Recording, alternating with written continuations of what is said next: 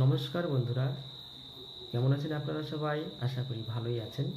বন্ধুরা, শরৎকালে আবহাওয়া পরিবর্তনের কারণে ঠান্ডা বাতাসের সংস্পর্শে এসে ঠান্ডা লেগে হঠাৎ করে সর্দি, কাশি, জ্বর, হাঁচির সঙ্গে নাক থেকে পাতলা সর্দি পড়া, চোখ থেকে জল পড়া, মাথা ব্যথা, গলা ব্যথা, সারা শরীর ব্যথা ইত্যাদি সমস্যা হঠাৎ করে দেখা দিলে আপনারা গ্রহণ করুন অ্যাকোনাইট ন্যাপিলাস, একটি হোমিওপ্যাথি মেডিসিন।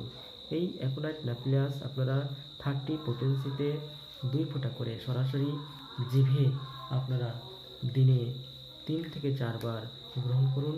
দেখবেন 1 থেকে 2 দিনের মধ্যে আপনারা সম্পূর্ণভাবে সুস্থ হয়ে যাবেন। বন্ধুরা, ভিডিওটি ভালো লাগলে লাইক করুন, সাবস্ক্রাইব করুন। ধন্যবাদ।